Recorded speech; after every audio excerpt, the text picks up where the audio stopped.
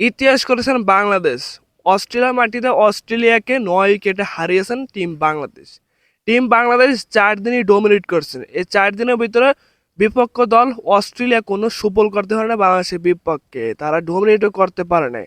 অথচ বাংলাদেশ তাদের বিপক্ষে ডমিনেট করে ৯ উইকেটে তাদেরকে হারিয়েছেন।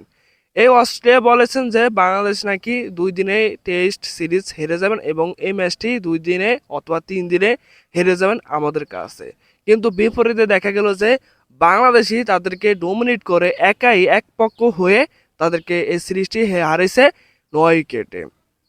এশিয়ার মধ্যে এই বাংলাদেশি দ্বিতীয়তম যে অস্ট্রেলিয়া মাটিতে অস্ট্রেলিয়াকে ৯ উইকেটে হারিয়েছেন প্রথমবার মতন। এবং বাংলাদেশ ২৩ বছর আগে একটা সিরিজ খেলছেন, সেখানে বাংলাদেশ ওরকম সুফল করতে পারে না, তাই বাংলাদেশ সেখানে তারা ফল্ট করেছেন অস্ট্রেলিয়ার বিপক্ষে। এবার ২০২৬ সালে এসে বাংলাদেশ দুর্দান্ত কামব্যাক করেছেন এবং টেস্ট সিরিজ জিতেছেন। বাংলাদেশ দ্বিতীয় নাম্বার কেন এশিয়ার ভিতরে? আগে হচ্ছে ইন্ডিয়া, তারা অস্ট্রেলিয়ার বিপক্ষে অস্ট্রেলিয়া মাটিতে টেস্ট সিরিজ জিতেছেন। এখন বাংলাদেশ দ্বিতীয় নাম্বার, অস্ট্রেলিয়ার বিপক্ষে অস্ট্রেলিয়া মাটিতে টেস্ট সিরিজ জিতেছেন। এর আগে আপনার শ্রীলঙ্কা বলেন, পাকিস্তান বলেন, তারা অস্ট্রেলিয়ার বিপক্ষে কিন্তু জিততে পারে না একটা ম্যাচও, বিশেষ করে তাদের মাটিতে।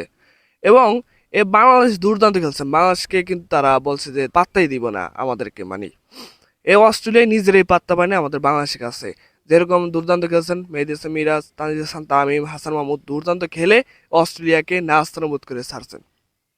ঐতিহাসিক জয়, কংগ্রেচুলেশন বাংলাদেশ, ইতিহাস করছেন বাংলাদেশ। অস্ট্রেলিয়াকে নাস্তানাবুদ করছেন আমাদের বাংলাদেশের প্লেয়াররা। অস্ট্রেলিয়ারা আমাদেরকে অনেকটা টোল করছে যে ৩ দিন ৪ দিনে এই ম্যাচটি হেরে যাবে। আসলেই এই টেস্টটি ৪ দিনই গড়াইছেন, সেখানে আমাদের বাংলাদেশের জয়লাভ করেছেন।